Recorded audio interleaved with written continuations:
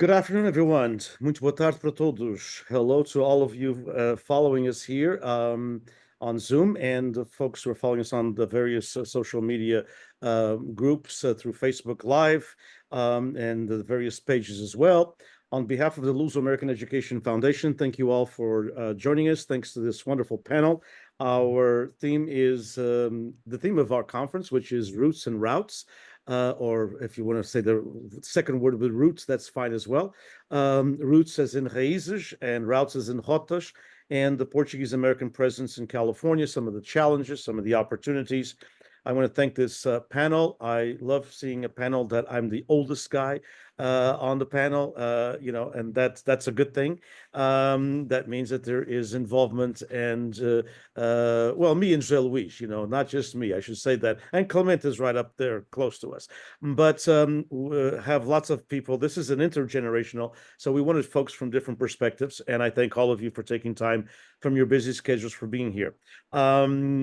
We're going to start with a short bio, if you don't mind, giving us a 2 to 3 minute bio of yourself, who you are, your name, and your involvement in the Portuguese-American community, how you became involved, and what your involvement is right now, and if any. And we're going to start in the South.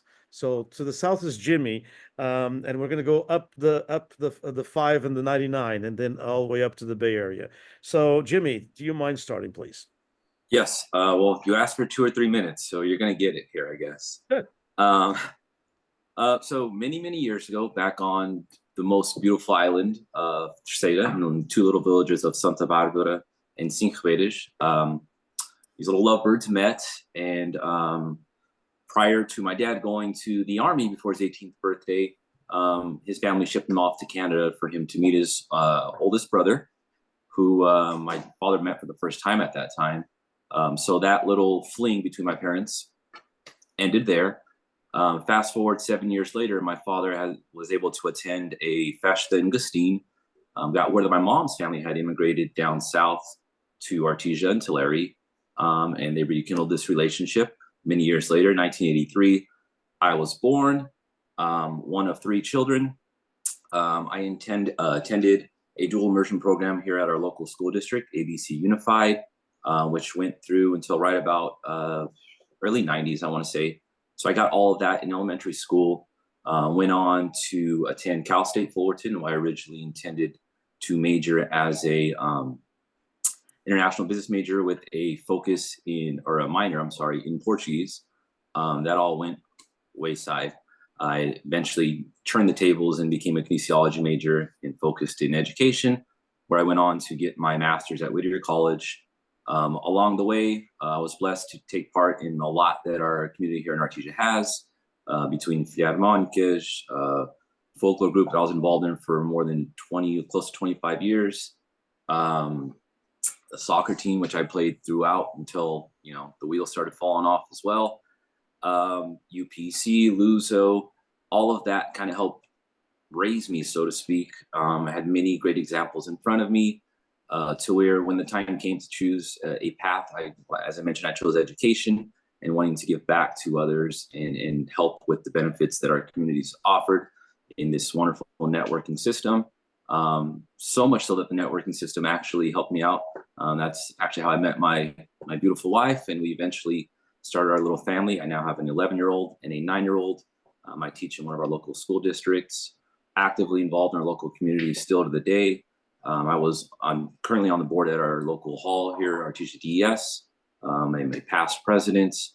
Do as much as I can. Like I mentioned, I fell in love with the island or Portugal in general, but our little island where my parents are from.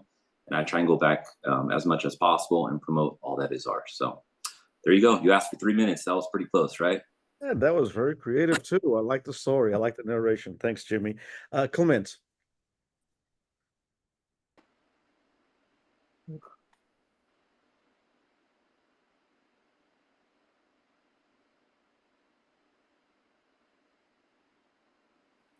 I can't hear. Oh, Clement, you're on mute. You were on mute. Okay, okay. Start over. I was born in the beautiful Freguesia of Alguava, right, Nancy? In the island of Vida Terceira, Açores. I immigrated to California. Well, first to Merced when I was 10 and a half years old with my other three siblings, my mom and dad. And then lived in Merced for a couple of years. And while my dad worked in the dairy there, then we moved to Strathmore, went to school in Strathmore. And then in my senior year, we moved to Tulare. And then now I live in Visalia. But pretty much lived around the valley for a bigger part of the years of my work was in dairies as an employee, and then eventually owned my own business. And then that didn't go so well. And I kind of had an idea that it probably wasn't. So I went back to school and got my credential as a teacher. I was supposed to teach elementary school, but the road took me to become the Portuguese teacher. So this is my 15th year teaching Portuguese started at Western and Mission Oak. And I've been on Mission Oak, which is the newer school in Tulare there. I teach all levels of Portuguese, 1, 2, 3. I've also taught 4. This year I only teach 1, 2, 3, level 1, 2, and 3. I've in my youth, I would say I was involved in carnival dances, folklore. I admire so much musicians because I was never able to become a musician, but I love dancing, and I actually went back to start dancing again, folklore, and just participated in the community like in those ways. But now it's mostly through the education of my job. So I do have one more thing. I have 3 daughters. I wish they would be more involved in our community, but I think like a lot of people my age, the kids, some of them were able to keep the youth involved, and sometimes they take other roads also. So. Thank you, Clemente. And we should say that Clemente and his 2 colleagues, we have Portuguese in all 3 schools at Tulare, all 3 high schools, all levels, 1, 2, 3, and 4, as he said. And we're still fortunate as being one of the few towns that has at all 3 schools. And I think that's an important part of the component of the community. Nancy Nunes Cardoso. Yes. All right. So just like the ones before me, the love of my culture also started in Terceira. My dad, Luis Nunes, is from Agualva, and my mother is from Fontinhas, and they both immigrated here young. They met here in California. I was actually born in Artesia at the age of 2. I moved to Tulare with my family. And then our parents kept us very, very involved with Portuguese culture, especially my dad. He was always involved with everything. We have a little Portuguese school here in our community that I did for probably 6 years, and then went off into high school and took Portuguese language there. I did the folklore, I did the jovens. I was queen for the festa here locally. Kept us very involved. I went off to CSU Stanislaus for school, where I actually got a minor in Portuguese, and I have a BA in liberal arts. I also wanted to be an elementary school teacher. Quickly decided that was not the road for me. I teach math. I am in my 17th year teaching math at Sierra Pacific High School in Hanford. And then I got married in 2013 to a gentleman from Artesia, and then brought him to Tulare. And we became very involved in our Portuguese community throughout the festas, volunteering for all the festas and staying involved. And we have 2 children, 5 and 6 years old. And we keep them very involved. And now my kids are actually going to the community Portuguese school that I went to as a kid. So that's pretty cool to see that keep going. So we keep them very involved in our Portuguese community as well. I am currently part of the directors for the synth here in our community. And then I'm also very involved with Luso-American, both the fraternal side. I do director of youth programs and help put on the program for LUSO, if you're familiar with that. And I am the vice president of education for the Education Foundation. So I stay very involved with LUSO as well, and bringing that into our community. Yeah. Thank you, Nancy. And Tisha. Hello. Hello there. I am Tisha Cardoza. I am a third or fourth generation Portuguese, depending on which side that you wish to go to. But my family is all from the island of Pique, from either the Lajes or the Teres in Pique Azores. But my family has been here since the 1800s, late 1800s. My great-great-grandfather was actually one of the first settlers here in Selma. So there's even a canal district named after him that still carries the Silva name. I was raised by my grandmother, who was very involved in all the Portuguese clubs. So when there were 7 different Portuguese clubs, I belonged to all of them. And that essentially was my social calendar. This day was IDS, one was SPRSI. So I belonged to all 7. I grew up attending meetings and learning about each one, but I followed a path more with SPRSI, where I was grand president from 2008 to 2010, the longest serving grand president for SPRSI. Then more locally, here with our Portuguese Hall in Selma, I was little queen, I was senior queen in the 80s and 90s, and my grandmother was the first female president of the hall, and I was the second about 20 years after she was. I'm currently vice president for the hall, so next year I will be president again. I also am involved with the Brotherhood of St. Anthony. I am following in my grandmother's footsteps. So I am the Grand Marshal for the Brotherhood of St. Anthony, Grand Council. And my grandmother was Grand President in 1996. And I will be Grand President 30 years after her in 2026. So you're all welcome to come to Selma in 2026 in October for my convention.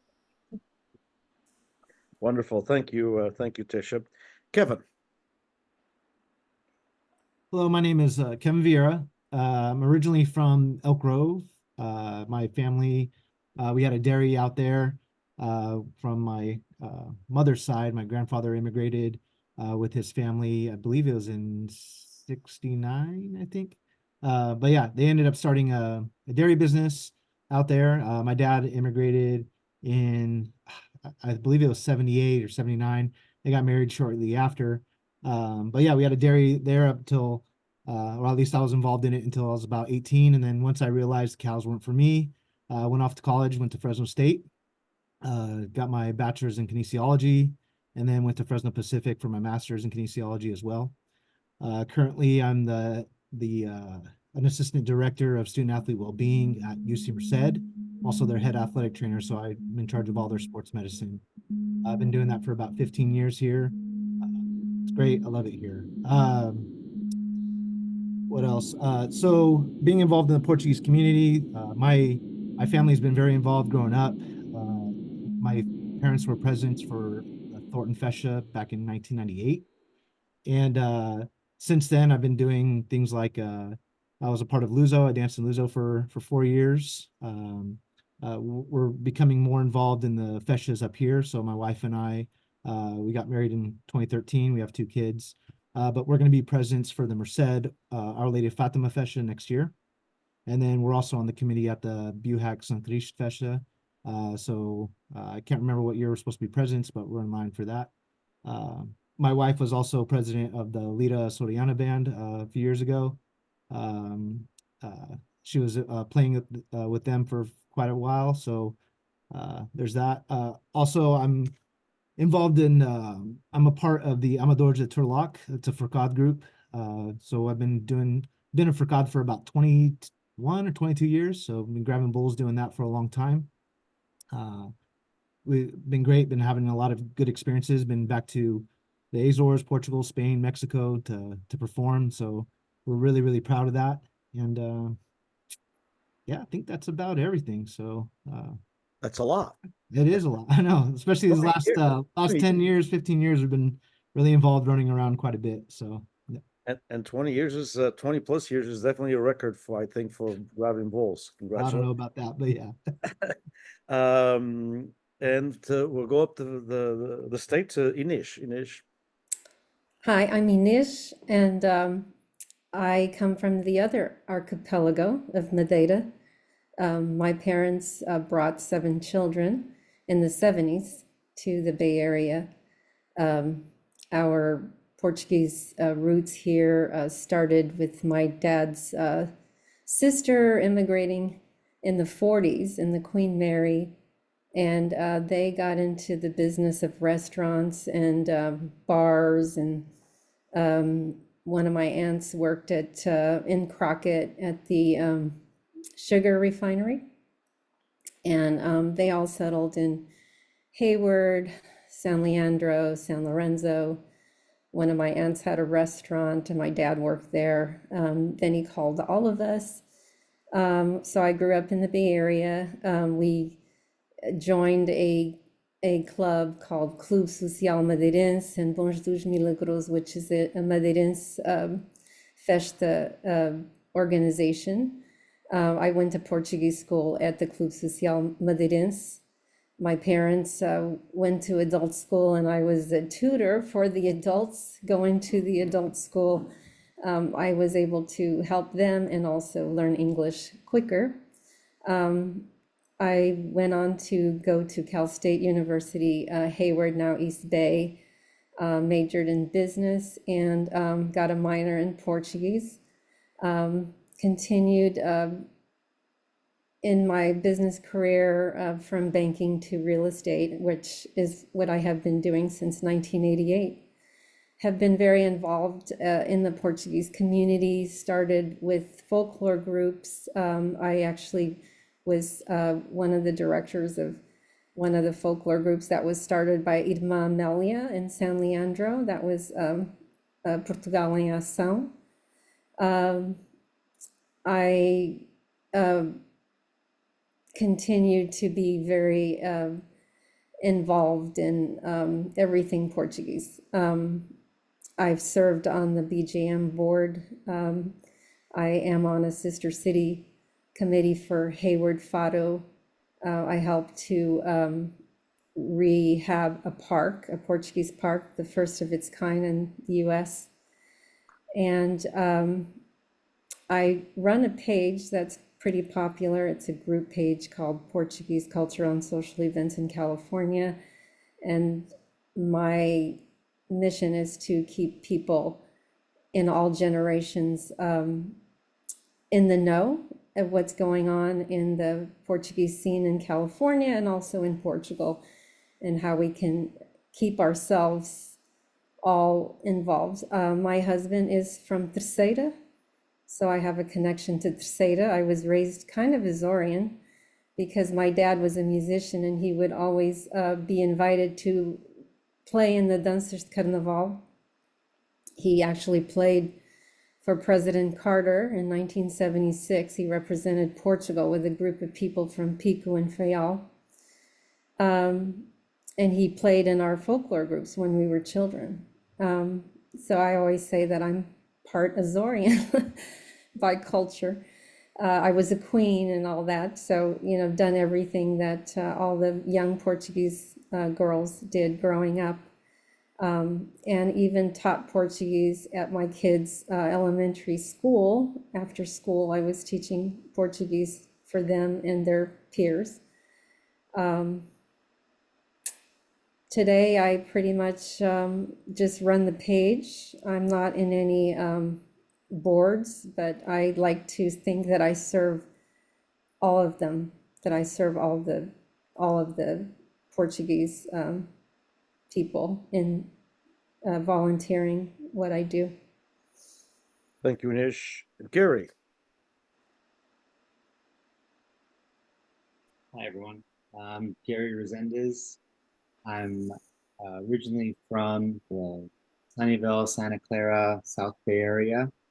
And both of my parents immigrated in the late 60s, early 70s. My father from Island Santa Maria and my mom from Pico.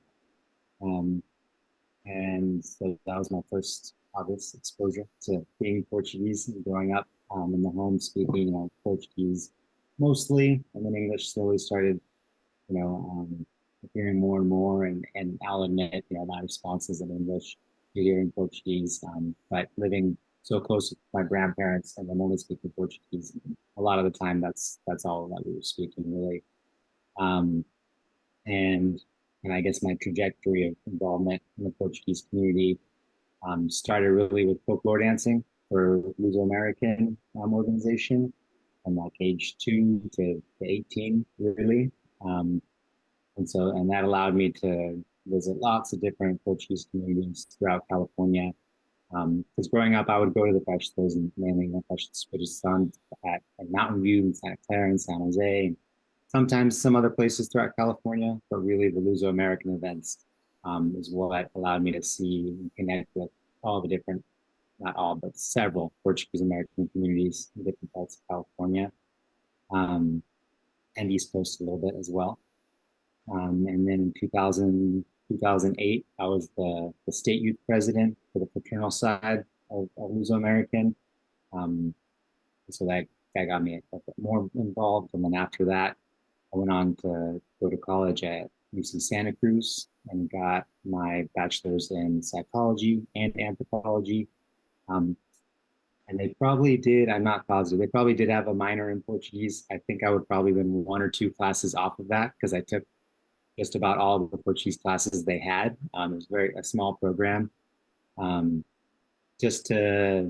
already spoke Portuguese well, I would say then, but to fill all the gaps and, kind of the grammar and my knowledge, and I learned more as I, took the classes. There are quite a few gaps I didn't realize, or, I've been saying things not wrong, but in a more local, colloquial way, rather than say, more formal kind of way of speaking. And then during my undergraduate, I also did a study abroad program in Brazil. And so I lived in Salvador, Bahia, Brazil for about half a year or so. And so I got to have that experience of just, on a daily basis that whole time speaking Portuguese with everyone there and the people I lived with, the host family I was with. And then after that, I went into the mental health field and I've had different positions and jobs, and I'm still in mental health. And I went back to get my master's in clinical social work and eventually became a licensed therapist. And my involvement in the Portuguese communities is definitely, I would say, it's a strong word, but has diminished since, growing up. But I am still involved, primarily being a director on the Luso-American Education Foundation Board. I'm helping quite a bit over the years, and more so the last few years, with their youth cultural and college prep summer camp.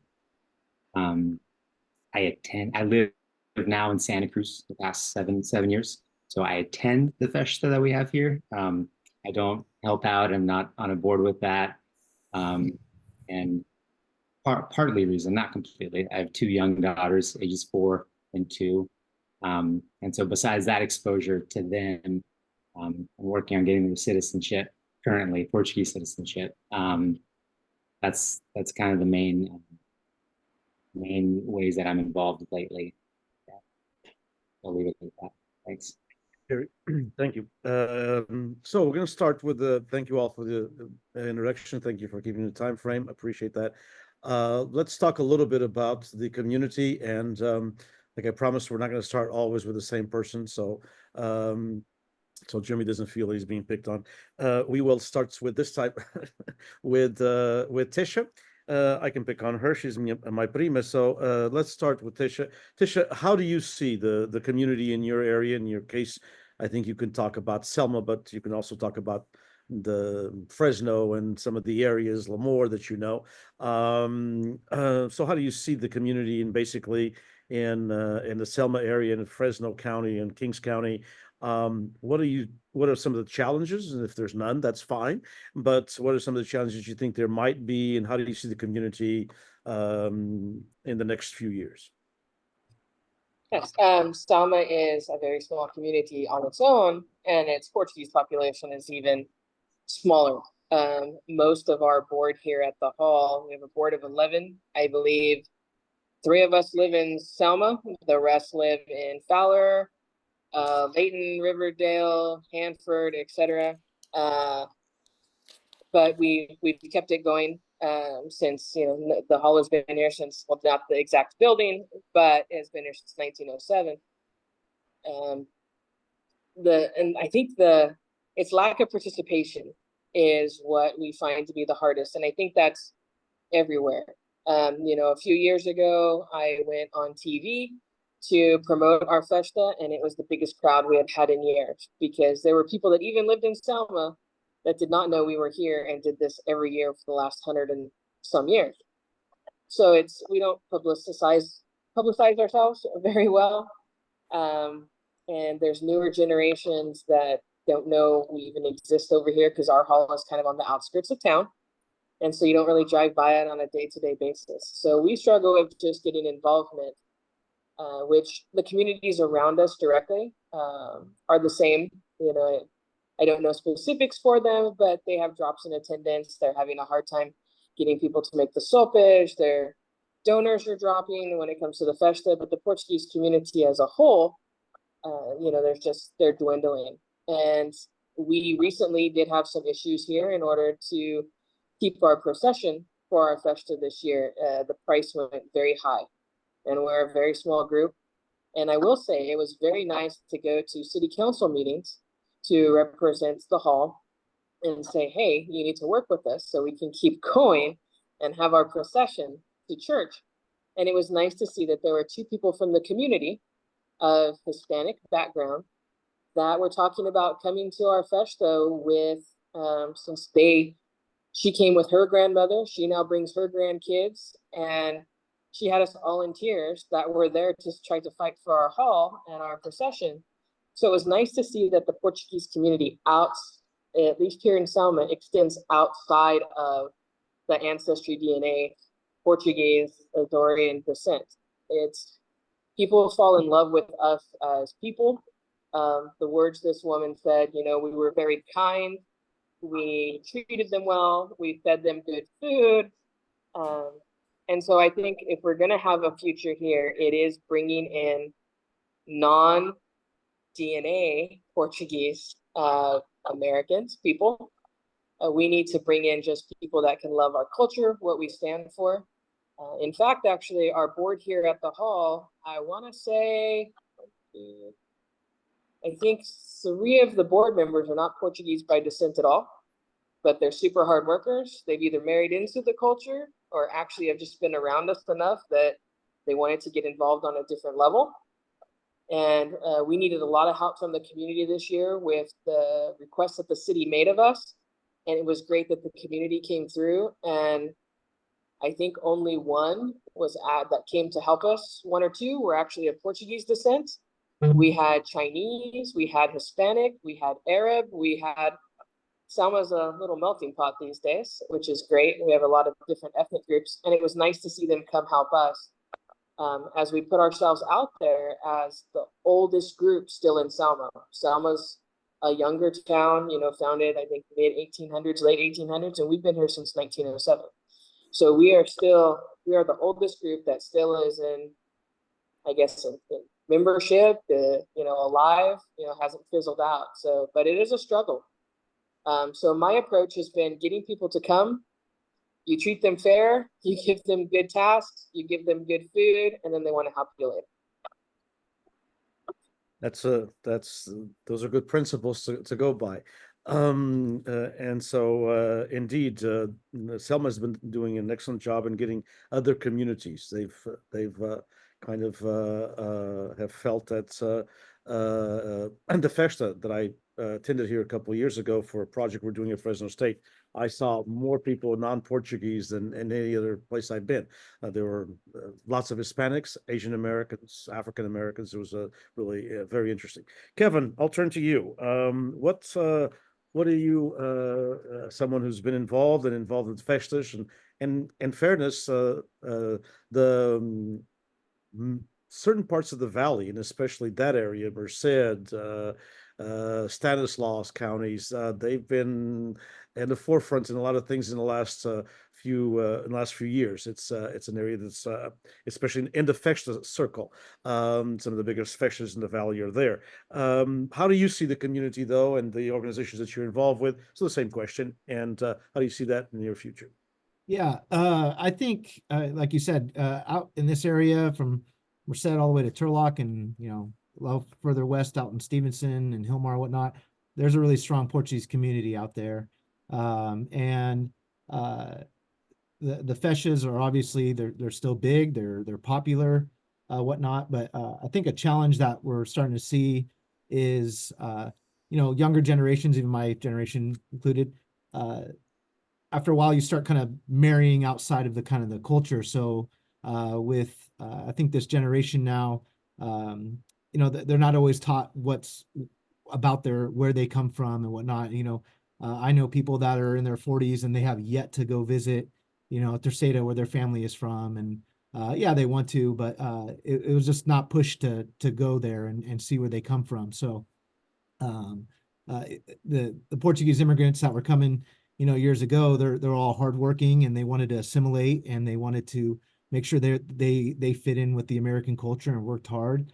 And I think that's what a lot of younger people are doing. They want to be a part of the American culture, and they like going to the festas, and it's a party, it's fun. But a challenge that we're seeing is that there's not a ton of the youth that want to go and be a part of the committees and help out as much. I think it's getting better.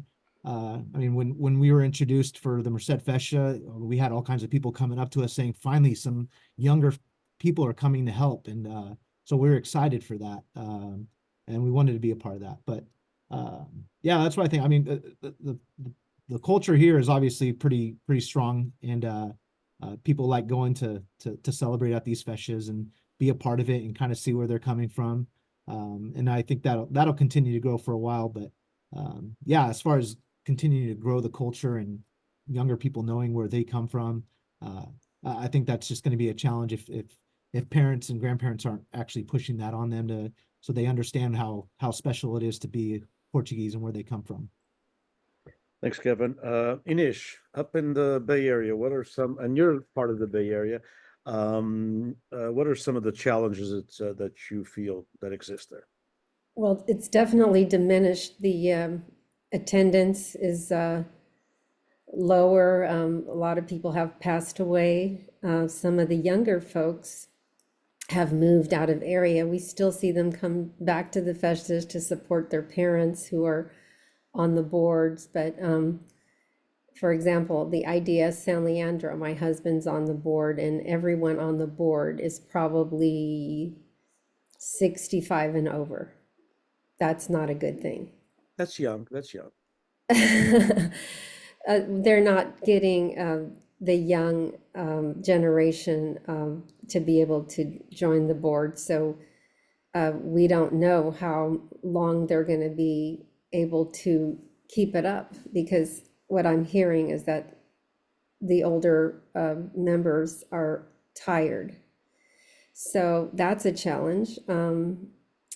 There's a Hayward Hall nearby. They tend to have a little more younger people involved, and they are doing well. And one of the things that they do in Hayward is they have kind of a cross between 2 or 3 other halls in Union City and Newark, and they kind of help each other. So I see a lot of that happening, where some of the same crew goes help one fest and then they go help the other halls. So that seems to work real well. They also started doing a Portuguese school at that hall, but I understand that right now they're trying to find an instructor. Then there's the Filarmonica in San Leandro. They're doing okay. They have a new hall that was sort of built by the city because they sold some land for other city purposes. And what they've done is they've recruited musicians from the local high school. So they are basically reaching out beyond the Portuguese DNA. They are recruiting anyone that wants to play music. So it doesn't matter if you're Portuguese. I see a very diverse group in that band. Newark in our area is a very strong society with a lot of young people involved in Union City. But again, we see the festas and there's just less people going. The BJM in Hayward, we lost maybe during the pandemic last few years, about 14 or 15 members just passed away, you know, their time came. So we're seeing the dwindling membership just by, you know, death. And then, of course, the families come back, but it's different. It's not as well attended as it was. So we have these buildings, and we're wondering what's going to happen in the future so that these buildings can be leveraged in order to continue with some cultural things and representing all the different needs of the community. So we have another Philharmonic band in Newark. Their membership is dwindling. Their band has, I've noticed, have become a lot smaller, and it's a lot more difficult to recruit musicians when we don't have more Portuguese families coming in to the area, because the Bay Area is very expensive to live in, and what we've seen is a migration to the valley. So some of our people are going to Hillmar or, you know, the Central Valley, where real estate is a lot more affordable. So we're losing people and they're gaining some of our Bay Area people. So the challenge is, Go ahead. you know, just having more people involved in, or do something different, find a way to make the halls more usable in ways that will attract younger people. Indeed. So those people are all going to Kevin's area. That's why he has a lot of That's right. It's all Kevin's figured fault. that out a while ago, you know. It's not the Merced people or the Merced County instead of coming from the Bay Area. But indeed, there is a migration that has happened. Yes. Numerous families, not just 10 or 20, actually, Yes. in the hundreds.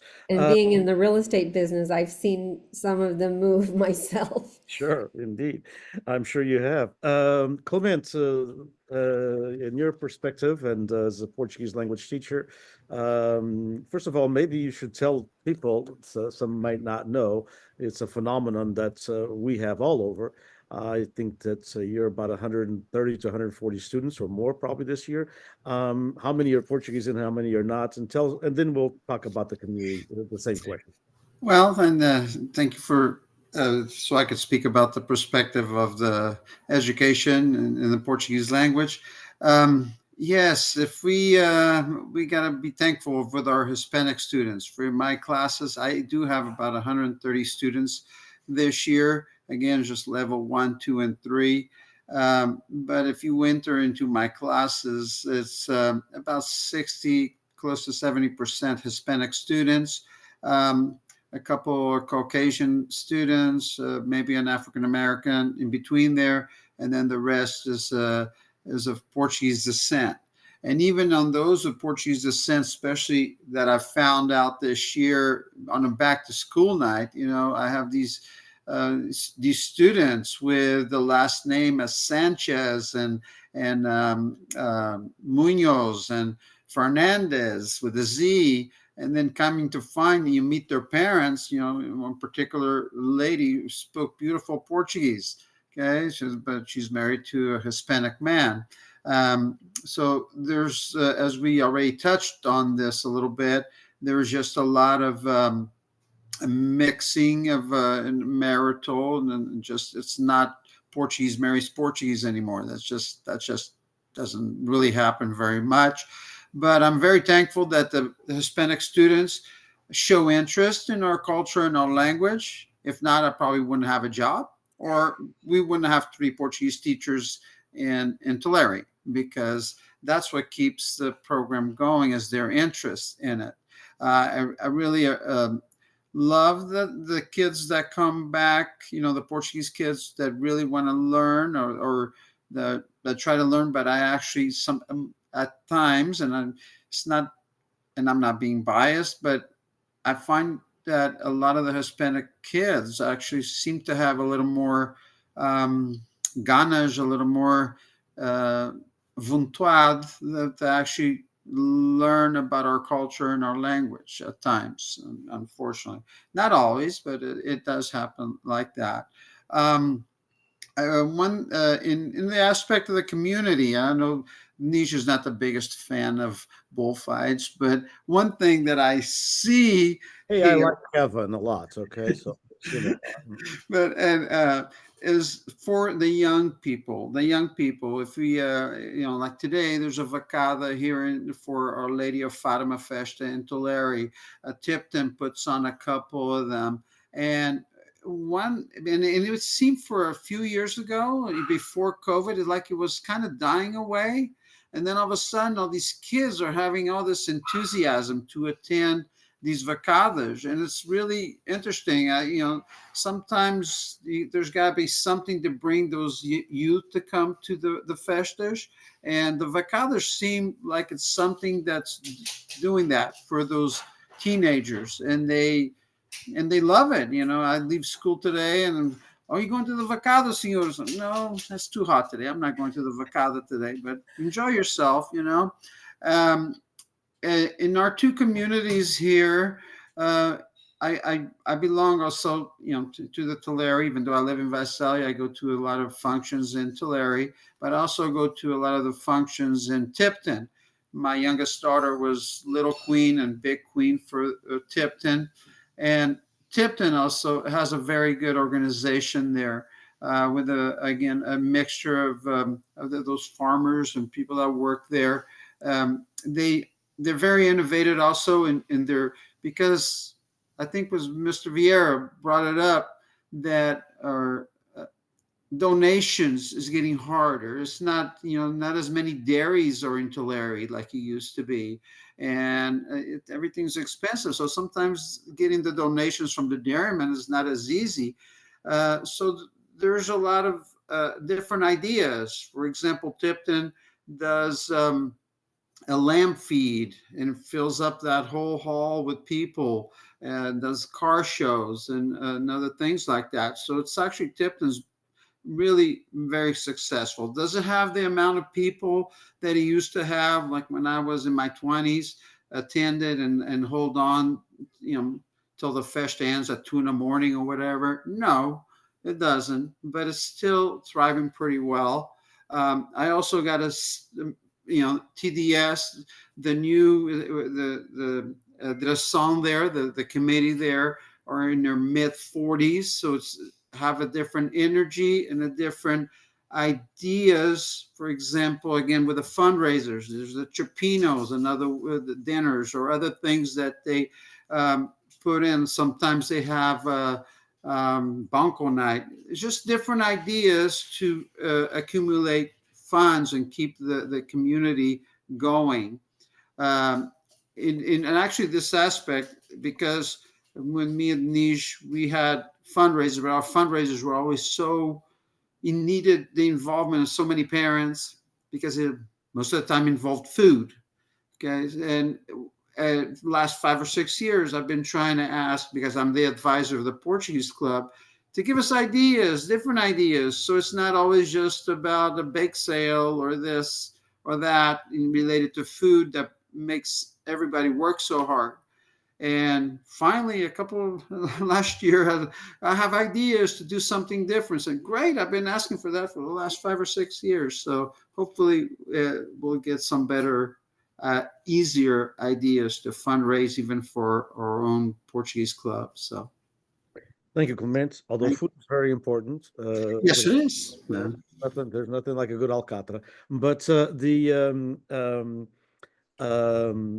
just add two things to what Clemente said, and I think just for those watching on the different groups and everything, is that indeed, if the Hispanic students, when it comes to public education, I'm not talking about the community schools, that's a different animal, obviously, but when it comes to public education, high school and college, if we did not have Hispanic students, we would have 50 or less % teachers than we have now. Half of the programs would disappear, including where I'm at Fresno State. I have a class I'm teaching on Azorean culture, literature, and history. It's in English.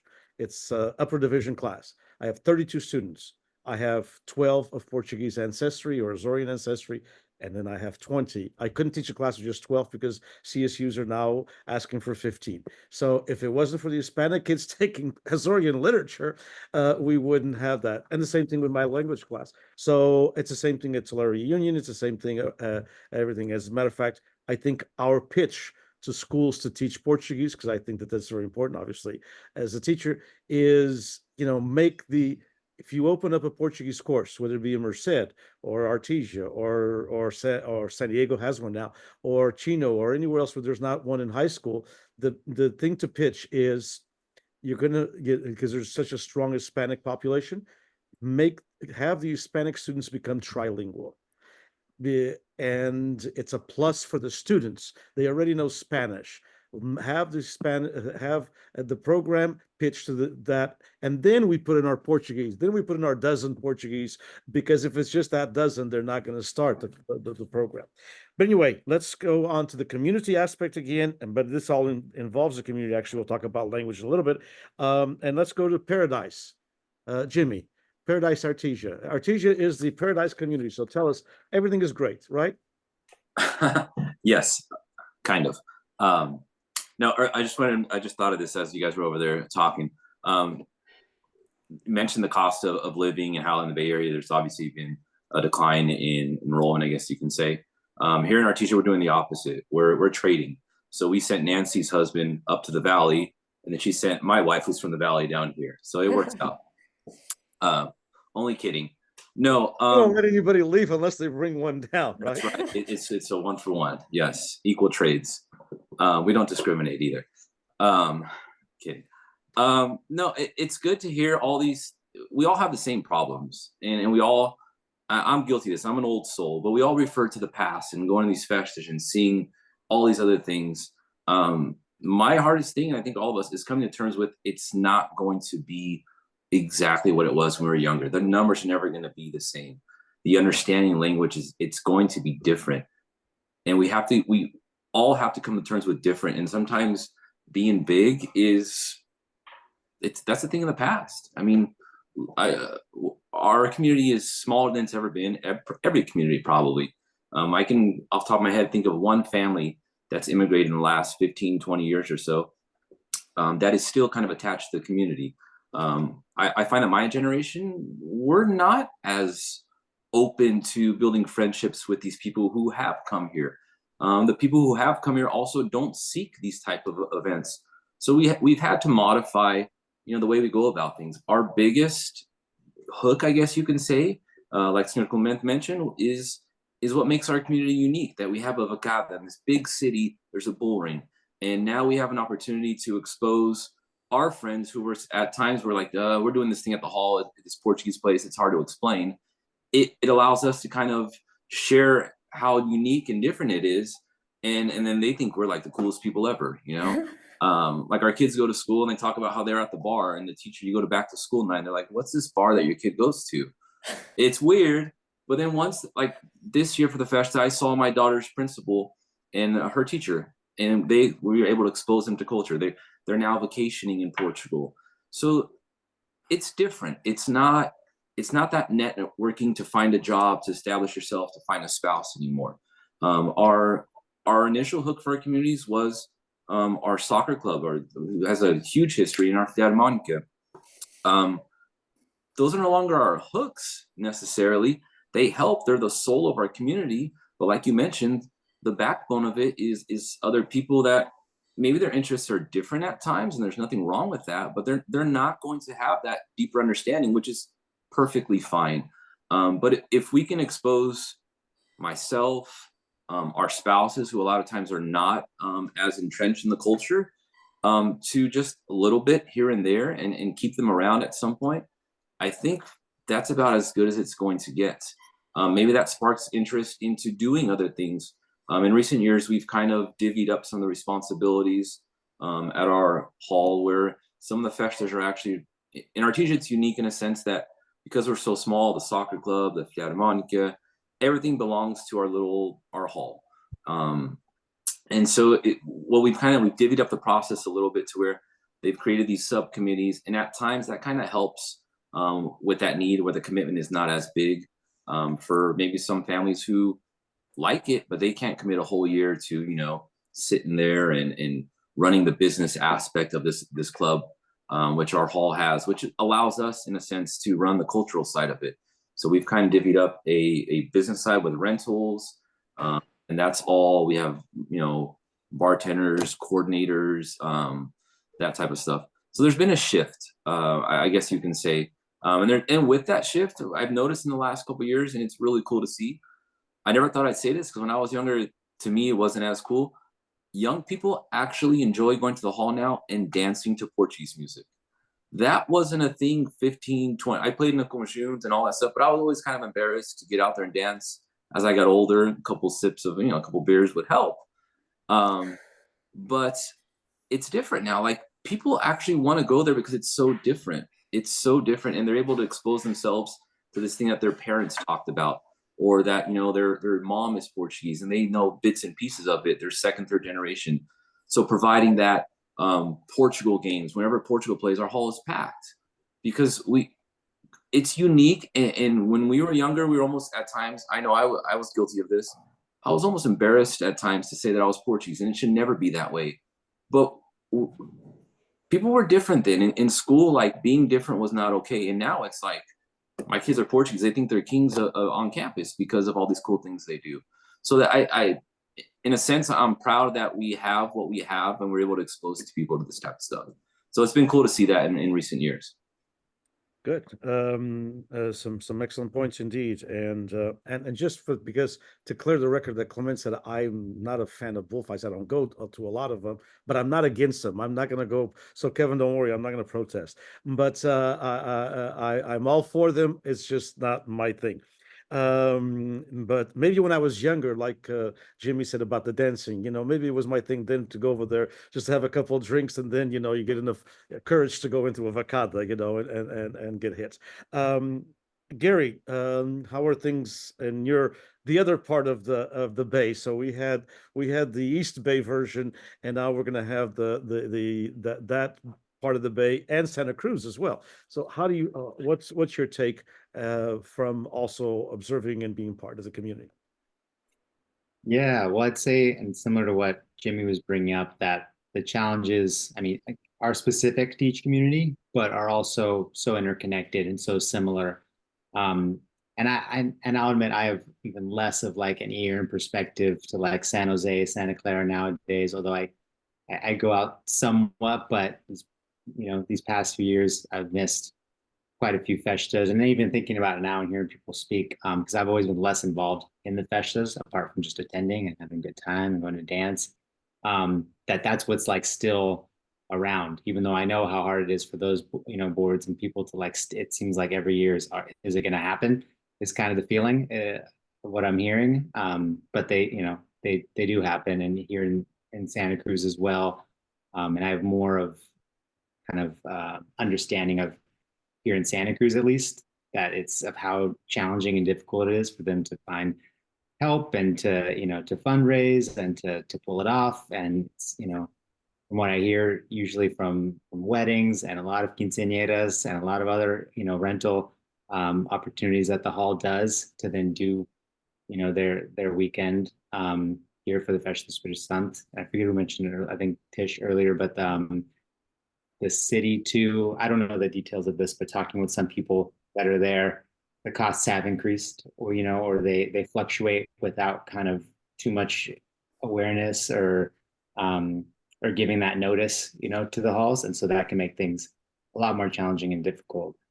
But I think that's all in the context of, you know, how I see it, what Jimmy was saying, that there's not more people immigrating necessarily, you know, and like what's of interest or what's going to attract people to come to some event is very different than it was even when I was younger, you know. And even when I was a minor, it was like, wherever my parents are going, that's essentially where I was going to go for the most part, you know. And so that's different nowadays too.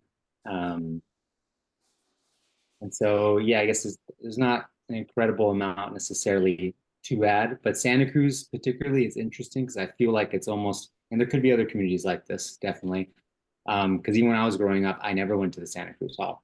Only nowadays, because I live here And my impression of that was because the community was so much smaller, and the people there were like second, third generation already when I was younger. And so now when I meet people, there's quite a few that are fourth, fifth, sixth, seventh even.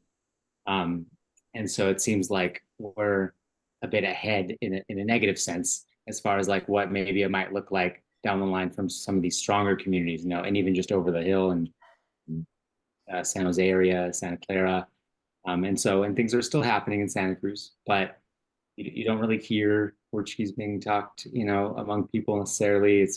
And a lot of people are like, I'm not quite sure what island my great grandfather was from, which is like something I've never heard growing up. It's like, you don't know Gualila? Like, how do you don't even know that piece? Like, that's, you know, if you know anything, but that's where things have gone, which is kind of, I think, in some ways, not completely, a natural progression of, you know, an immigrant community that no longer has immigration from the place that community came from. Yeah, so I guess I'll leave it at that, but it does make me, wonder, and creativity that could come up and happen. And that requires effort and time. I'll admit, I also, you know, like most people, is a commodity that's hard to come by. Several hours, I'm not sure how it's gonna come out necessarily. I think it's all together, you know, interconnected, but others were sharing. Thank you, Gary. Indeed, and it's you know, like Jimmy said, when he mentioned about some of the people that come from Portugal, and not just the Azores, Madeira, mainland Portugal. There's a younger community coming to work in tech, and some not in tech, you know, in other fields, but they don't look at these traditions as part of who they are, as Jimmy said. And indeed, I have that experience this last summer. We do a exchange program with the University of the Azores. Kevin knows about this program. His group is one of the sponsors. And we had 4 students who last year, for example, this year was a bit different, but almost the same. But while we had 4 students last year, 3 of them said they went to the we took them to the Agustin Espírito Santo. They were here for that Bold Late.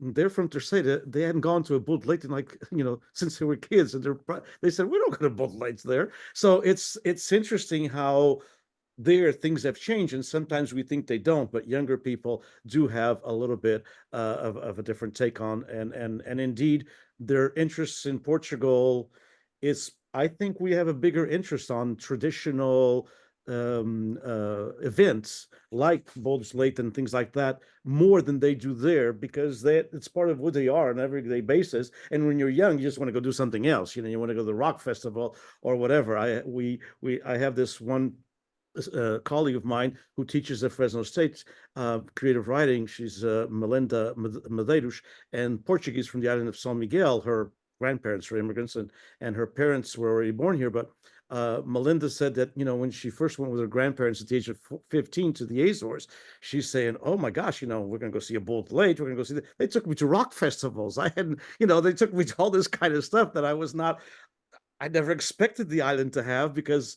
she was, you know, lived in this Portuguese-American community, very traditional. They would have the traditional fashion. She says, I was there for a whole month. I never had any sopas. So it's a different, you know, sometimes we, you know, by going there, you can see obviously how the difference is. Nancy, the other paradise. So Artesia and Tulare, how's life at the other paradise? The Portuguese experience. I'll just piggyback off Clem, because he kind of talked about it pretty well as well. So I'll piggyback a little bit off that. But I do think that Tulare is doing really well. The Festa has definitely grown, especially in attendance. There is lots of kids there, kind of like what Jimmy said, back in the day, Portuguese music, we wanted American music. We didn't want the Portuguese music. But this year at the Festa, I actually had a group of my high school kids from Hanford at the Festa. And I was like, what are you guys doing here? And they're just dancing. And most of them are not in Portuguese. And all of a sudden I'm dancing the chamamita with all my students and teaching them how to dance. The next week at school, they're like, Cardozo, could we do chamamita in class? Unfortunately, I didn't know how to tie that into math class, but it was pretty cool to see that. Like, you know, they were excited about a band that was playing Portuguese music live, and they wanted to be there. So that's great to see. I love seeing that the younger youth is there. They're interested in it. like Clem said, the board is the younger generation. So we're starting to evolve in that area. And it's not just for the Festa, but you have your TDS board that has younger generation. You have your folklore leaders that are younger.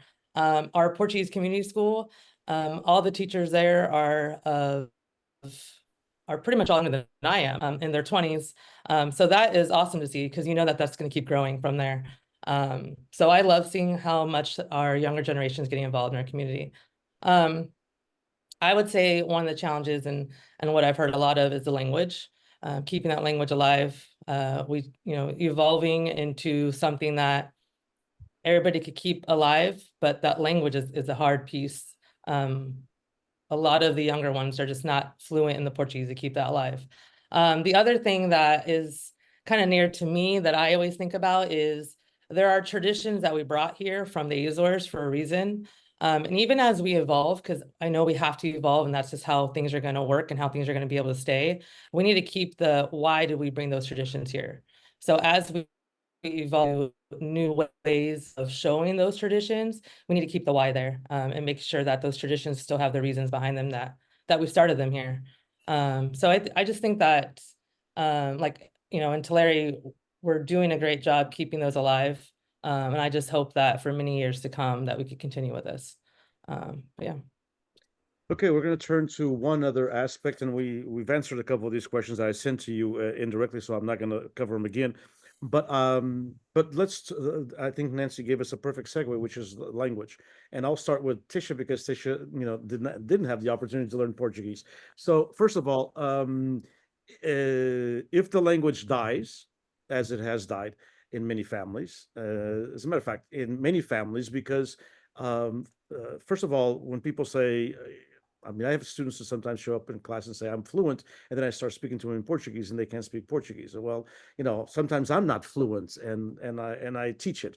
So fluency is all, up in the air, who is fluent, who is not, that's, kind of it depends how you feel with the language, Sometimes when you go to Portugal and you listen to, certain, at different academic settings, you say, maybe I'm not as fluent as I thought I was. And so it's all, that is kind of something that, we just all have to live with. And I'm not going to go there. But but the families aren't speaking Portuguese at home as much as they used to.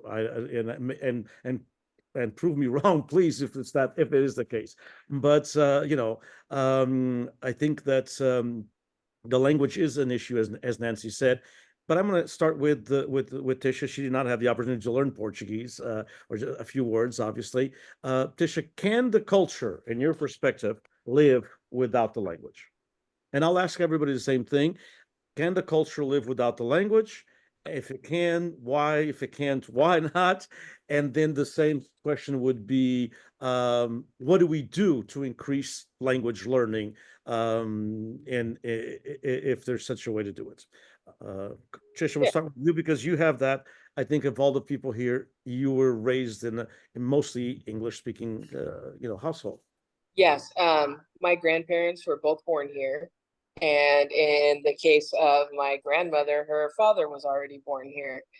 And so they knew the struggles that they went through going into school, speaking Portuguese, having to learn English, that they made a decision that they weren't going to teach their kids.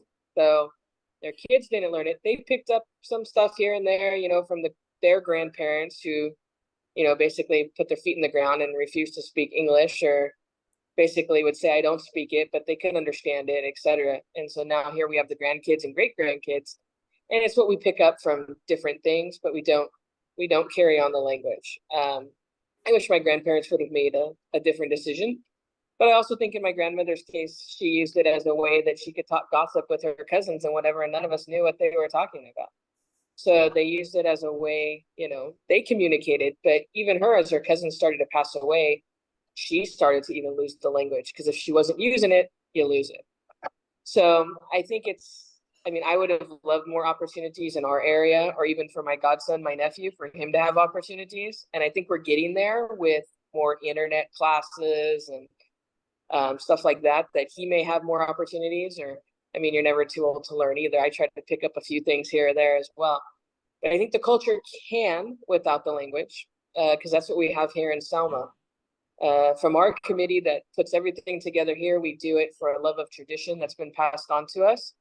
But I believe for our board members, I believe only 2 actually speak Portuguese. The 9 other of us don't.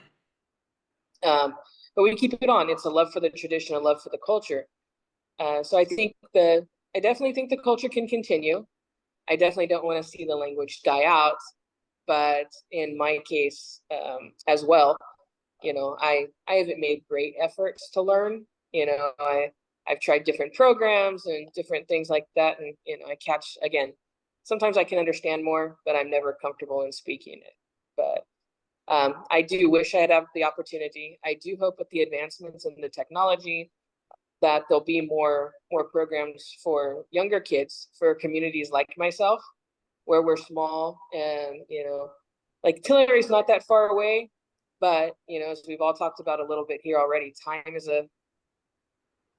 tough to come by sometimes with all our involvements in different things between work and other clubs and churches, etc.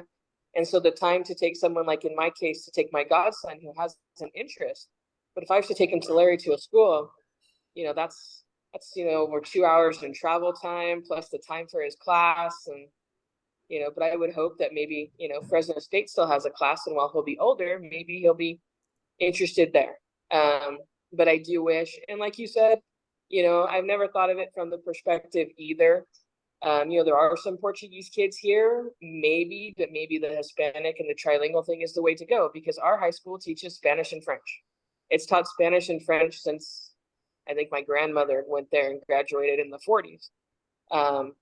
And most of the people take Spanish. Very few take the French classes, but maybe if we can get enough people or enough kids to want to, and you pull in for that trilingual aspect, then maybe. So that's one of the things I appreciate. It's not your question, but I appreciate about this conference is I usually always take away something as well that we can see, because maybe there's a bigger interest. But I think the culture will continue. I think it would be easier if we had the language, because going out and getting donations, which is now fallen on my plate, they speak English, but they would prefer to you to speak, the ones that are still left, old timers, as we say, they would prefer for you to speak to them in Portuguese, and I'm unable to. They understand me, but I think we could get a little farther with the older generation that's left if more of us spoke Portuguese. Like in my situation, our community, our board, but I do think the culture can continue because it's all about the tradition for us. Our cooks, as you've met them, Denise, they love to cook. They do it for the traditions. We do the festa for the traditions. And like I said, we're mostly really an American board, but we make it work. And it has continued for over 100 years in Hawaii, although the language has died almost 100 years ago. So we have examples. I'm going to go to Jimmy only because Artesia, when I was a young man, and Jimmy wasn't even thought about, but when I was a young man, Artesia, or even a young teacher, Artesia was the area that had the immersion program and had my good friend Humberto Freitas that taught at the high school, and then he left and someone else came in, and then it no longer has. So how do you see that, Jimmy? You were a product, as you said, of the immersion program that no longer exists, unfortunately. How do you see the community continuing without language? And the same question, can it continue without Portuguese? Yeah, it bums me out every time. I also think I'm pretty fluent in language. My Portuguese is pretty good until I go to Portugal, and then like 2 days in, I'm like, very selective with my words there.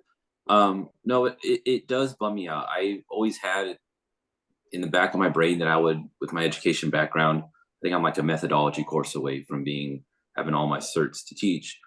But it's a time issue. I do think Portuguese language instruction at the moment here would be valued, whereas a couple of decades ago, unfortunately, it wasn't. Again, I think now we're valuing more and more cultural differences. But I can tell you personally, like it's hard for me just to give up and then find time to go teach a Portuguese language in a non-formal setting, like at our clubs. It's hard to find volunteers to do that, and then to find curriculum and to find the right age group. So there's challenges there. I always thought my kids would speak Portuguese, and I remember having a conversation with a good friend. I'm like, oh no, they're going to speak it. My daughter was good for like the first 3 years, and my parents were like, oh, you know, kids tem que falar português. Until my kids realized that my parents would understand them if they just spoke in English. So now we have, which is better than nothing.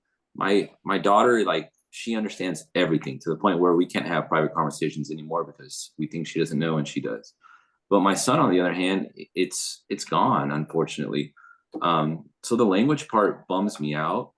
I would hope, worst case scenario, they would have at least in a college setting the opportunity to learn the language and maybe go study abroad and put their, you know, dual citizenship to use, whatever they might have at the time. But I'm not sure if they'll lose their identity with just that. I know that every year they're, Dad, are we going to do a danza this year? You know, can you help out? Or can I go in the Merced? Stuff like that. So there's this willingness to want to speak the language in other settings. You guys are blessed to have these opportunities where you're at for the most part. And, you know, we all have our own little things, but I don't know, we're kind of running out of time here. Somebody's going to have to give. I wonder if the model is kind of, if it could be reversed somehow to where we can plug someone in, so to speak, at our local school district. But then you also have, you know, the cost of living issue. So I don't know. I don't want to lose our identity because of the language, but it is a reality in some senses to where, you know, you do lose a little bit of, you know, having to, an example, we did the marcha this year. I pieced together the lyrics for it, and we're doing the passage, and I'm like, hey, they're saying this, but if you don't understand what you're saying, you are losing some of that. So that goes with, you know, you really need to put in your time to make sure you understand what's going on as well, to give it that extra layer, because that's what makes some of these activities special. But we also have to remember that you need to reward just the act of itself to get out there and want to do it. So I don't know. I cross my fingers and I hope some miracle happens someday. I'll wake up and this little guy behind me is speaking to me fluently. But as long as they sense the pride in who they are and what their families have been able to establish, the things they have for them, I will take that any day of the week. Kevin, your thoughts on the language? I know that you speak it, but what's your thoughts? Can the culture survive without the language? And I mean, just for context, we have, according to the U.S. Census, 350,000 people who claim to be of Portuguese background in California. According to the same census, less than 29,000 say they speak some Portuguese at home. So, you know, that's the reality. 29,000 say they speak some Portuguese at home. And then the other 320 do not speak the language, but are maybe into the culture. Your thoughts, Kevin? Yeah, I think the culture can survive without it. It would definitely help to have it, obviously. But I think a lot of it starts at home. So it's parents talking to their children in Portuguese, getting grandparents involved. We're very fortunate that my children, I got a 6 and a 3-year-old. My 3-year-old, on days that my wife actually has to go into the office, her parents watch them, and then they pick up my daughter from school. So they speak to them in Portuguese, you know, in English. They kind of mix it up a little bit. But as far as speaking to them, they try to help out. We were really good when my daughter was born, trying to speak Portuguese to her quite a bit, and it was helping. And then, I don't know, it just kind of like floated away, I guess. But we were actually talking about it the other day, how we need to make more of an effort together so our children understand the language better. My wife's Portuguese is fantastic. Mine is a pretty far second. I try really hard. So every time we go to the islands, it's like, you know, she's my translator for a little while, and then it all starts kind of coming back a little bit. But anyways, yeah, at these organizations that we have, like when I was in Luso and I used to dance in Luso when I was younger, I remember we tried to do a Portuguese class an hour before practices so that the youth can, you know, start learning how to speak Portuguese better. There's programs that are in the area, like I believe Our Lady of Assumption in Turlock, they have a Portuguese class that they do once a week that I actually learned about recently. so you know, my wife and I were kind of like, hey, that'd be a cool idea for the kids, you know, and so there's opportunities that are there. It's a matter of getting people to step up for it, whether that's at a local festa or you know, even like in Artesia over there at the bar, you know, uh, having something that a program that people can be involved in. So, but yeah, I think a lot of it starts, like you said, at within the own household, and then you know, from there, the more interest that we get and people start really pushing for it, then yeah, you start getting into high schools and hopefully the college setting. But yeah, I firmly believe it has to start at home for the language to continue, and then to continue to show why our culture is great and where people come from, and hopefully, you know, you have families that are fortunate enough to take kids back to the islands or to the mainland and see where we're all from. You know, hopefully, yeah, a lot of these families have those opportunities, so that would continue to grow it. Sure. If I had a bar like Artesia in my classrooms, I'd probably have more students. That's for sure, huh, Jimmy? Yeah, I mean, they're big You don't setup want one of those. great. Trust Yeah. me, you don't want one. We got plenty of stuff to take up our time. Yeah. No, it's got some positives, but trust me, we'll keep that out of this chat. Inês, your thoughts? Can the culture survive without the language? I believe the culture can survive without the language, but it's really important that we try to pass the language on to our offspring, our next generations. And there are universities and colleges in the Bay Area that offer Portuguese programs. San Jose State, Cal Berkeley, I believe Cal State East Bay. And there's the private programs that are supported by the Camões Institute. As I mentioned, there was, I believe there was a class at Luso in Dublin, and also East Bay Portuguese School was hosting classes in the Hayward PFSA Hall. I do know that some of the board members at, for example, PFSA Hayward, they're a lot younger people now, and many of them don't speak Portuguese. So I don't believe that they host their meetings in Portuguese any longer, because some of the members are not Portuguese speaking, but it is always very nice. My own adult children went to the Azores this summer, and I felt like being there with cousins and younger people that spoke Portuguese, even though they spoke English to them. They felt, I really need to learn more Portuguese. So I think an immersion or an exchange of sending our young adults to the islands or to Portugal and having these experiences of immersion would be really helpful. Indeed, you know, but there's also a question sometimes, you know, the old question, if you build it, they will come. Not necessarily, because we have classes at Fresno State, and our number of Portuguese is abysmal. You know, they're taking the courses, like I mentioned to you. I mean, just off, you know, talking to some people in administration, there's at least 500 to 600 students that are Portuguese background at Fresno State, and so you know we have 20 in 2 classes. So building it, building it doesn't necessarily, as Jimmy said, you know, it's one thing, you know, if you start a program, it doesn't mean that it's going to be successful. I mean, we don't know if the language, if people are really interested or not interested in the language. As the more I look at it, the more I think that the culture can be passed, and the language, unfortunately, is not going to be, it's already not the same that it was 40 years ago, and it will not certainly be the same 25 to 30 years from now. But Gary, what's your thoughts? Can the culture survive without the language?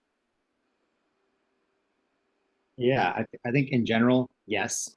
And that's something, at least personally, I've had a hard time with, because for me, and the older I get, and in many ways, not completely, but more removed from different ways that I've been involved in the Portuguese community and felt Portuguese, the language for me has been something that, like, you know, has been a part of my identity, Portuguese identity quite a bit, Portuguese-American, I should say. But the places and opportunities I have to speak it, like I couldn't tell you the last time I had a legitimate conversation in Portuguese rather than a couple words, a couple sentences with my parents, and then it goes into Portuguese, and now we're talking English. So, but I do think, and I'm not saying this is like an only solution or, you know, but one gap at least, or one area where I feel like it could kind of continue in some ways is I think there are probably quite a few people like me in my general age range, give or take, you know, a decade up or down, that can speak or speak a little bit. Like even my sibling, he's like, I speak, and he can, but like, you know, like all of you are saying, or a few of you, you know, when you go to Azores or something, like, oh, maybe I can't speak, but not as well as I thought I could. But I think that's okay. And like every second language, that's, you know, and so many people say this, oh, I can understand so much better than I can speak, which also means I don't try to speak because it's embarrassing or it's hard or I, you know, I can't communicate, which is a hard thing to come. But besides like just the classes and instructions, I feel like if there were a space, if there was like a card party or like, you know, let's, you know, people in their 20s, 30s, 40s, 50s, let's go try and speak. We're not going to speak the best, or some might be really good, but then you learn from them as opposed to this is a Portuguese festa and you'll hear a lot of Portuguese and you'll hear a lot of English, but that's not the point. That just happens to be there because it's a Portuguese-American community.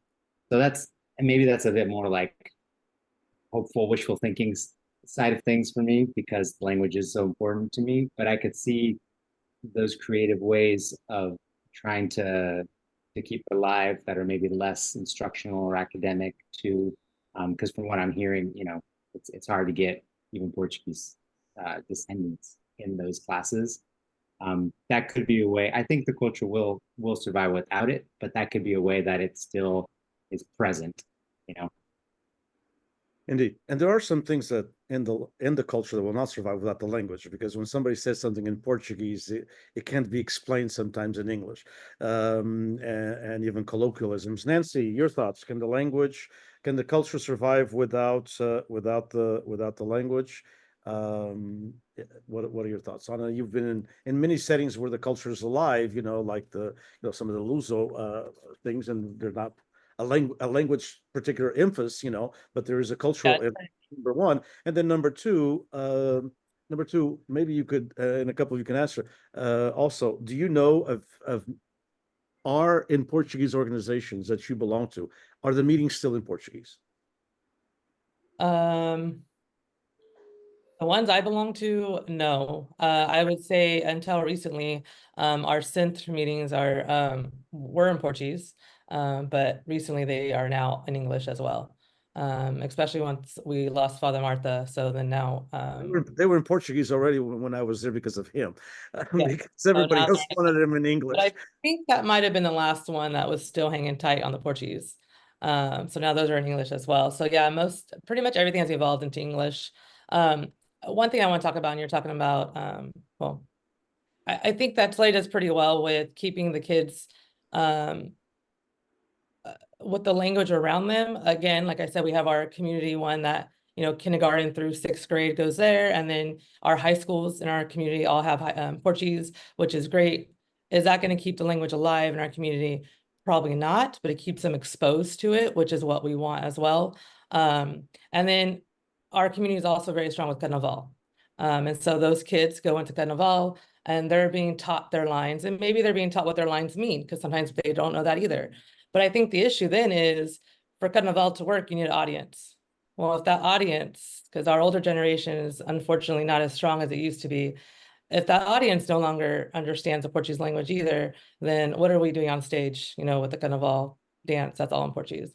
So all of that, I think eventually is going to have to evolve. And so like you're saying, can it go without the language? Yes. But like you were mentioning, with some things just don't sound the same. I think that's going to be one of those, the Carnaval part, you know, that's not going to sound the same in English. Hopefully some very talented people can make it work, because I think eventually it's going to have to evolve, at least, you know, parts in English, parts in Portuguese. But to get more of the younger audience at those halls, that's going to definitely have to evolve. I think the language is going to start falling apart there.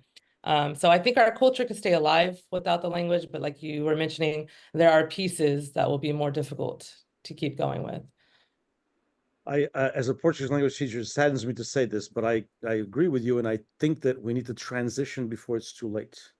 That's part of what happened with some other ethnic groups. The Polish, for example, in Chicago, transitioned a bit too late, and there's still probably more Polish Americans in Chicago than Portuguese Americans in California by, 3 or 4 times even today. But when they transitioned from no more of the native language and to English, it was already too late, and they had lost a young generation. So I think that you just said some very wise words.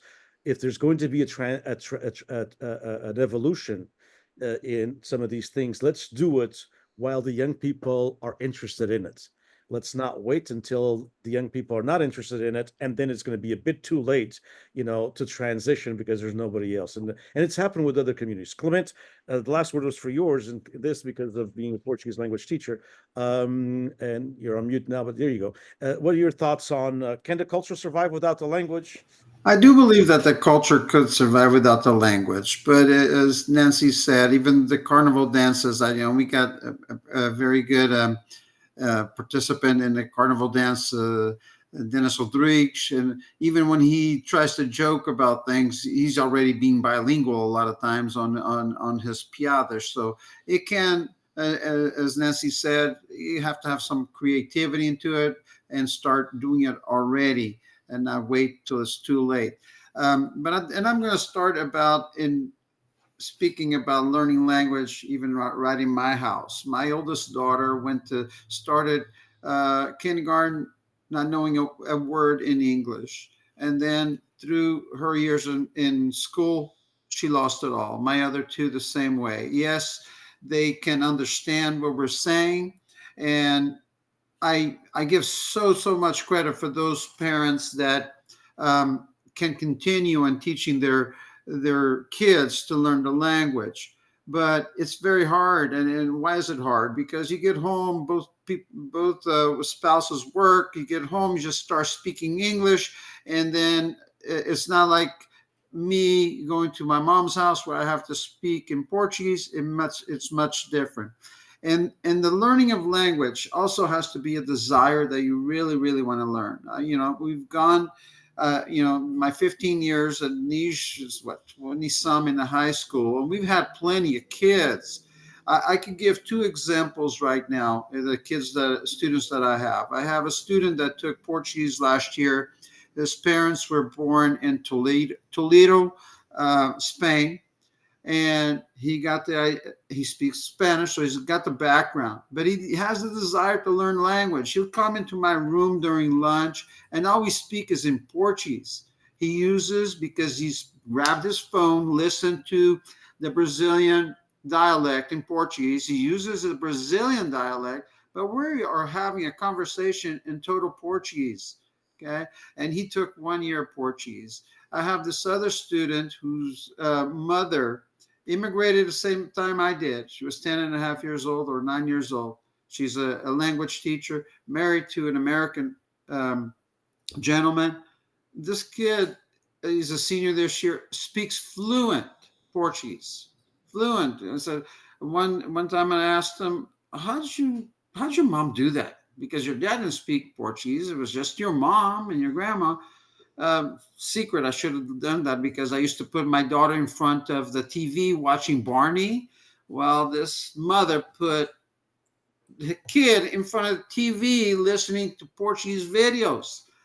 So everything that he was seeing, absorbing, was in Portuguese, and he speaks great Portuguese, not broken Portuguese, it's great Portuguese. So it's got to be a desire that you really want. Even some of the kids, I have great kids in my Portuguese 3 this year from our community. Their parents are very involved, and they just sometimes have a vergonha, or they'll go home and say, oh, my grandma's always correcting me, saying I'm saying the wrong thing. Actually, the grandma is saying the wrong thing because she's saying a Porklish word, but then the kids are afraid then to use the language, and if you don't use it, you lose it. you know. So like anything, soccer, you got to repetition, practice, practice, practice, and it's got to be a desire.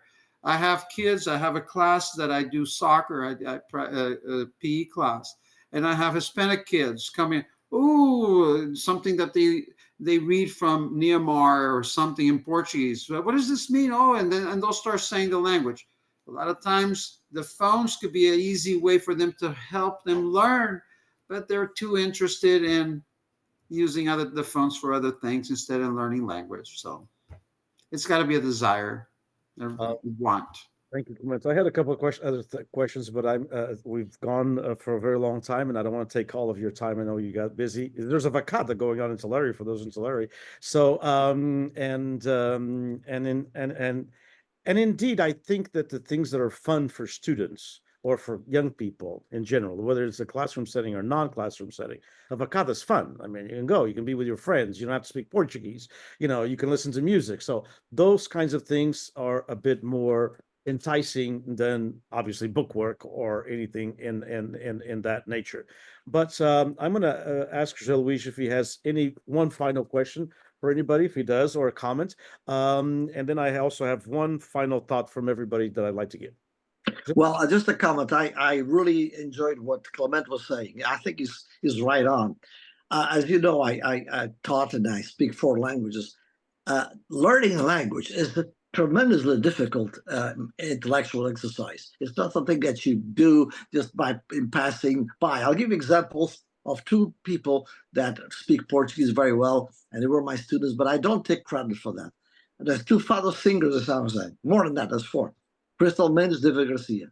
They speak Portuguese beautifully. Why? Because at home, the parents speak with a very clear and very intense Portuguese. Portuguese is part of their daily lives. And these 2 people have a great pride on learning, knowing Portuguese and presenting it. Like Clemente, I've had several students who are Mexican history. I had one kid who was the vocalist for a mariachi band, and he was learning Portuguese. He was so proud of it. He would sing in Portuguese down the hall, and he was exuberant about it. So I think that the degree of intensity of the parents, the pride, is extremely essential if you want to keep a language alive. And I think a lot of our kids take it, as something that's, okay, I learn a little Portuguese, I do a few fun things. It takes a lot of work. It takes intensity to be able to come up with one of the most difficult things in the human brain, a language. Thank you, José Luis. So let's go back to everybody, and we'll start with how we started with Jimmy. So Jimmy, you're going to be the victim again. My question basically is a bit different than what I even had there on the questions I gave you, but I think you can all answer real quick. You're all very bright, which is, the community is changing. It's not just the language bit that we talked about.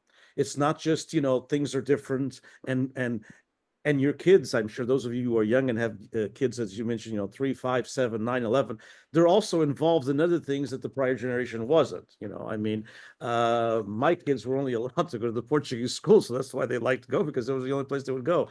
But now my grandchildren who don't live around here, but they're involved in everything, and I'm sure your sons and daughters are that. They're everything from ballet to dancing to whatever. So the Portuguese class at nighttime is just one more thing, which where my kids, it was the only thing.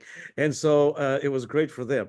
But what I asked Jimmy is this: the community is changing, and even I'm sure even in with all the great things that you guys do. And by the way, the Artesia model of one-stop shop is a model that I think other communities are going to have to look at it sooner or later, because you're not paying for 3 halls, you're not paying for 3 this, you're not paying for, you're not having directors, you may have sub-directors. So and maybe even too many halls. I mean, there are areas in the Bay Area that there's 2 halls within a couple of miles from each other. That's going to be a thing of the past, I believe. And Inês touched upon that, how some of those halls are already working with each other. And Tisha has talked about with Lemoore, for example, has had issues with their festa of maybe combining 1 year here, 1 year there. So there are things that are changing. So my question is this. the community is changing. People are moving to other areas. Maybe you're still where your parents were, but chances are maybe your kids will not be in the same area. They may not live in Tulare or Merced or Artesia. They may move, now compared to what's to the 1990s, where the Portuguese were in a little over 100 cities in California. We have Portuguese in over 500 cities, 501 to be exact. And some of these are only, 150 people are Portuguese according to the census, but that's bigger than some villages in the Azores. There's some freguesias that only have 100 people. So it's a different community. Jimmy, how do you look at the community that is changing, and to what role can maybe technology play in that? To what role maybe we can have something like we're having now that people can tune into, from everything from learning the language to participating in things that they can't see, because they're in a community that's maybe 2.5 hours away. What role do you see in technology, even at a local level, in the communities that are changing in the future? What's your thoughts? That's funny that you mentioned that. While this is all going on, I was looking at, and now I can put a name to the face here. I was looking at Inês' post from a couple of days ago. She does a wonderful job of putting all this stuff out for every community to see. I think she had like 152 comments on one of the subjects that we touched on. We have a girl in our community that does, with the goodness of her own heart, she does social media for every event that we have at the hall.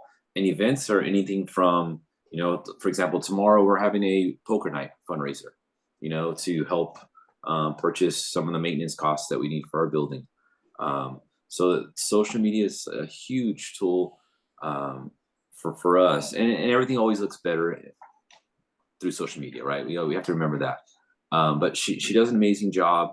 Our daughter here in Artesia, we have a traditional route that they would do in the festivals, where they literally go knock door to door and retrieve donations. In recent years, we've actually gone through an email system or email blast. That's helped out as well. There are different tools. I know with Danças Carnaval, and there was years where we would practice online. Two of my best friends growing up, they're now in the Central Valley. So that trade didn't end up well. They didn't send anyone down here, but the two of them are up there. But we would use those tools. For me personally, technology also helps me connect with what's going on with this land that a lot of times we try and imitate. I read the Diário Insular every day. I read the Jogo every day to catch up on my soccer stuff. So that having all this helps us connect with the cultural aspect. It also draws interest from other people. So we need to use that to our advantage more and more, obviously. But at the end of the day, we're human, and we want to be able to, it has to be tangible. So we got to find out ways for us to interact. This would be cool for us to all be in a room right now, talking to each other, right? But again, this is the last comment. I want to thank you as well, Professor Enes, for having, Professor Bosch, sorry, I had to be formal here, for having us. This is great, just to kind of hear everyone else kind of bounce ideas off and hear what's going on. But these tools, to me, are huge if we want to go any more forward with this type of stuff. Thank you, Jimmy. And I think that actually we should have these a bit more often, and maybe in area specific. Maybe people are interested in bullfights. We should have something on that.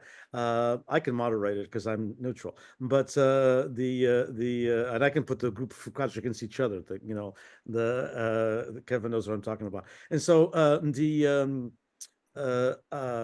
the same question to you, of course, Nancy. What are your thoughts on technology as we move forward with promoting the culture within your local and other communities?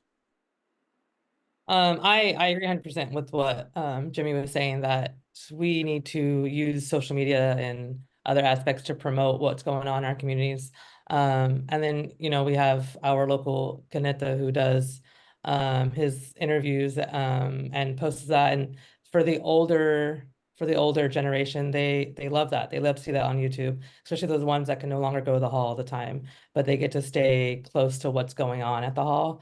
So the social media, the technology, I think is growing in our community. I think it's becoming more, it's becoming a bigger aspect of what we need. Like, I guess that's really.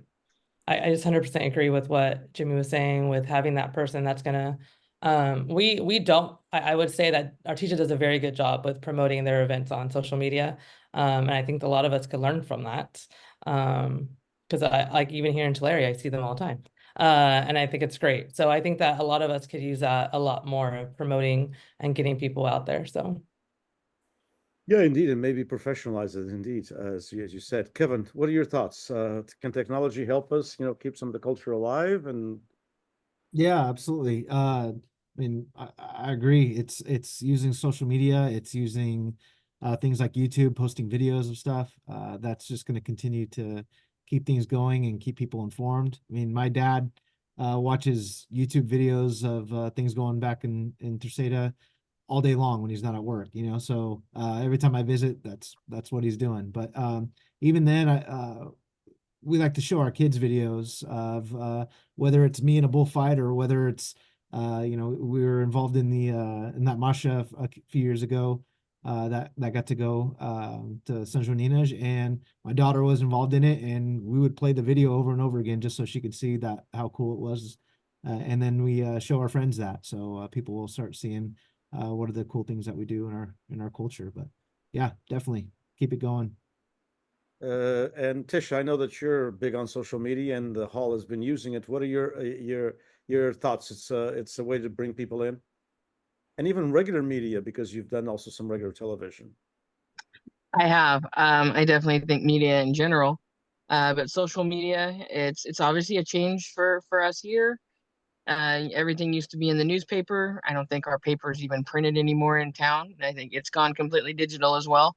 So everything is internet. We actually, our current president, Constance Brazil, brought to us a proposal, and we're going to start having a social media actual position as part of our board.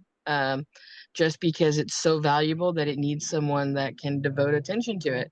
We all share things and whatnot, but we're going to miss things. But if someone's truly focused on every single event or whatnot, it should help. And then for regular media, yeah, I was on television promoting our Selma Festa because the Babs Medeiros, who's Portuguese and an anchor. And I think you, Denise, and others have done a great job of putting together all those lists of, Portuguese-Americans and different aspects, aspects like, Congress and city councils and whatnot. But even with media, announcers and stuff, if they have a Portuguese connection, we just need to reach out to them and get them to give us some airtime. But it's very important.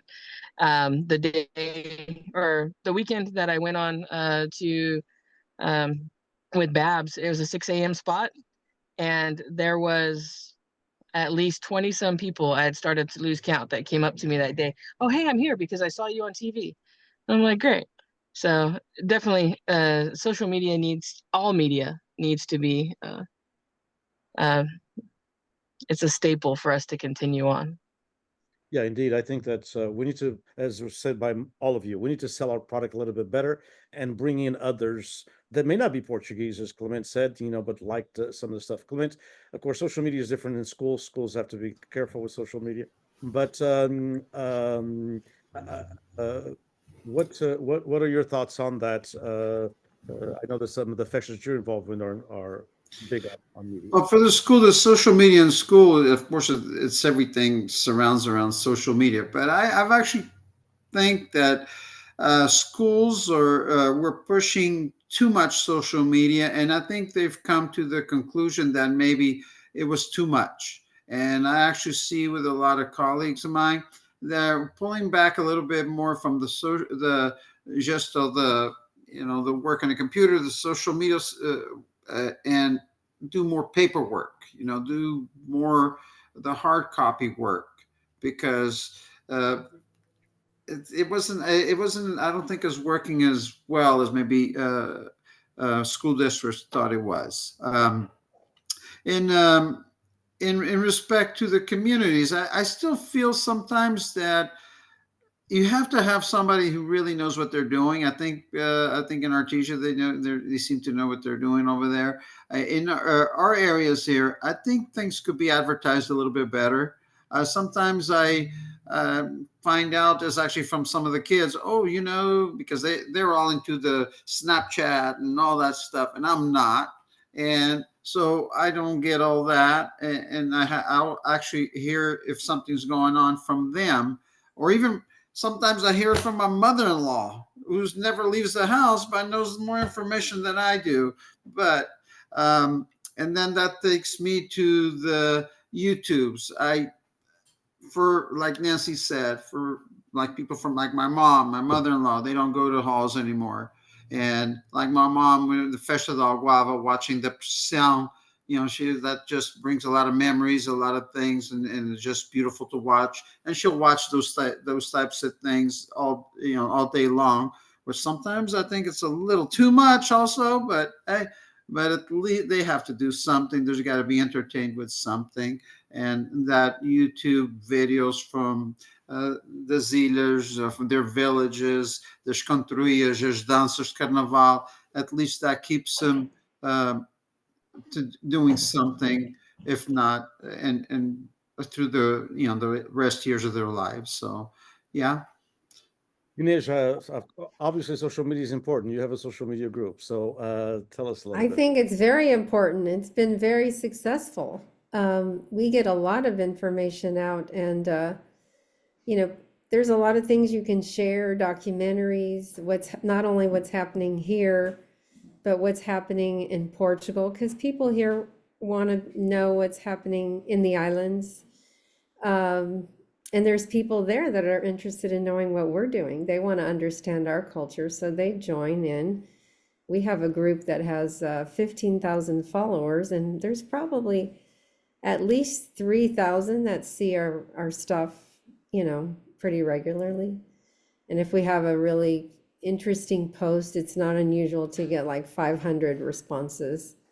So I think social media is powerful if you use it properly, and if you kind of know who your audience is and what you're trying to put out there. But we have from first generation to fifth generation on the same platform.